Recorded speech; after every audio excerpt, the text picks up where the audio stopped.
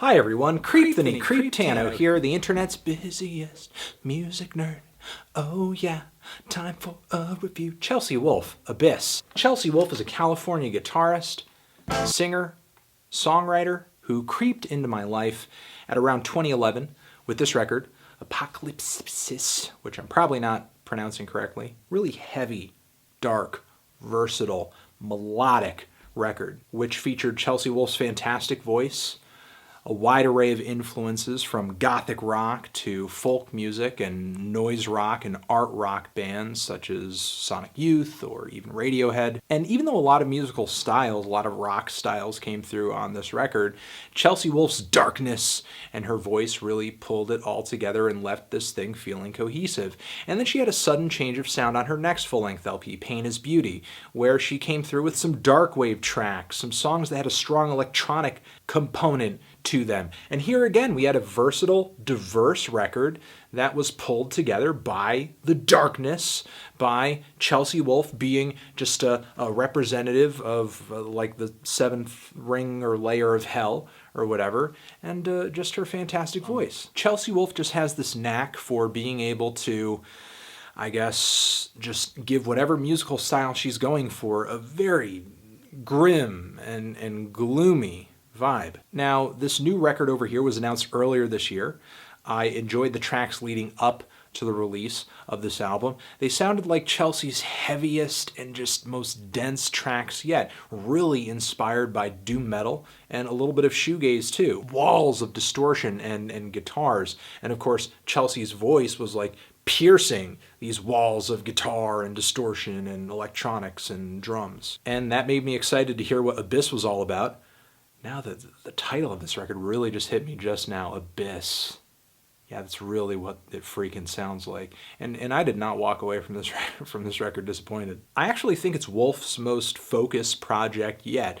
She's not really jumping from genre to genre to genre on this album and just sort of relying on her voice and the fact that she does have this really dark approach to writing and recording, sort of pull it all together. These songs are consistently heavy and thick and rich with sound. These songs are brooding. They are dark. There's like no light on these tracks. It's not even lit by the moon, not even moonlit. Nope. When you listen to this record, you will hear just rumbling drones and blaring guitars and primal, thunderous drums, eerie singing, and occasionally some percussion that is sequenced. It's electronic, and it's very rigid and cold when it's playing through. This record is as vivid as it is dense. Right from the start with the song Carrion Flowers, a track that starts off with this gurgling, rumbling, distorted bass, and it's so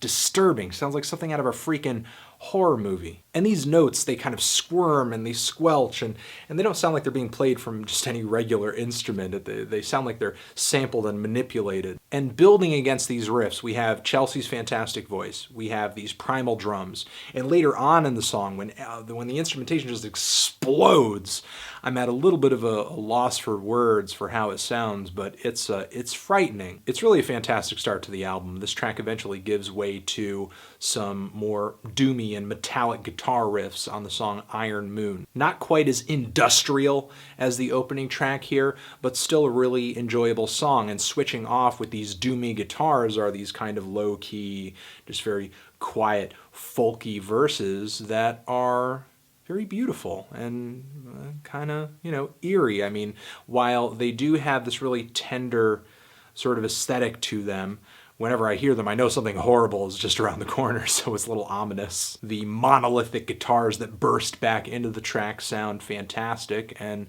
Chelsea's voice, again, I mean, she's killing it on this record. Her singing is pained, it's passionate. She laces these heavy walls of sound with it, as well as with some other weird miscellaneous sounds and tones too. Sort of like on the song Dragged Out, where together Chelsea's voice, which is drenched in effects, and the wailing guitar leads and the doomy riffs come together in kind of a psychedelic way. The song Gray Days is really nice because it feels like it has a cello or some kind of strings worked into the doomy, heavy guitars and distorted tones on this track. And there's a massive ending on this track too. A lot of the songs on this record actually progress in a really linear fashion toward these really huge, climactic, gargantuan endings. The song After the Fall is another example of that, which features these swelling, bright, really sharp synth chords that play throughout the track, and then suddenly, out of nowhere, there's this, like, in the midst of all these heavy guitar passages, there's this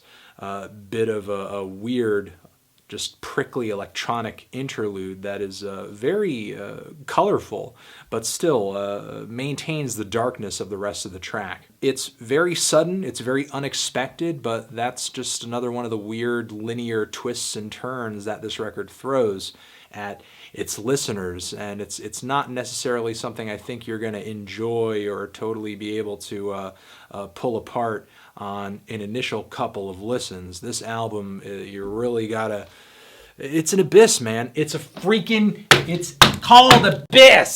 So because of how dark it is, it may take you a minute to get your bearings. The amount of presence and atmosphere and color on these songs is fantastic. There are a few songs on here that take a more subtle approach. I appreciate that Chelsea wanted to break things up and do something a little different, though I don't think these songs necessarily reflect some of her best songwriting on this record, like the song Maw, where I think the chord progression on this track is a little drab, or the song Crazy Love, where the lyrics and just the chord progression are a little redundant, actually. I mean, I think she's written better songs on this record. The issue a lot of the time is that these songs are buried under these layers and layers of drones and distortion and guitars and drums, and her voice is kind of laced into these walls, and it can be a little hard to interpret or read sometimes. Though I do think the closer on here is fantastic. One of the most sparse tracks on the entire record, but it has all these like weird, broken, just eerie, sour piano arpeggios that are fantastic and kind of make my skin crawl. It's a really good closer to this record. Make sure that the album ends as strong as it starts. And between all the strings and the pianos and just all of the extra sort of prettier instrumentation laced into this record, it's nice to hear Chelsea starting to incorporate a lot of the stuff she picked up on that acoustic mini album EP that she put together. I liked it, but I was just kind of hoping to hear some of that finesse, some of that more acoustic, rootsier instrumentation turn up in her heavier stuff, and it's doing that here, so I'm happy about that. Though I suppose I do have a few issues with this LP. To go back to the song Crazy Love, I feel like this is an example of a moment on this record where Chelsea's vocal delivery doesn't feel quite as passionate as many of the other songs here. Her voice actually sounds a little disconnected, and there are some other spots on this record where I think the heavy walls of sound do compete with Chelsea's voice a little bit. She sounds a little overpowered, she sounds a little buried inside these walls of sound. And there's also the fact that this record is 55 minutes, which on the whole isn't a bad thing, but 55 minutes is a long time to be drawing on this very heavy, brooding, depressing, just unrelentingly gloomy sound. And if you don't like these linear, epic builds that this album throws at you, you might have a hard time getting into these tracks. You may find that these builds actually deflate the momentum of the songs. I mean, the one build that I'm maybe the least craziest about was Survive.